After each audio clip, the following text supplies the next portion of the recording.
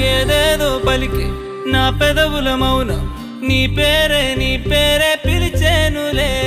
నీ పిచ్చితోనే అల్లాడే ప్రాణం నిన్నేలే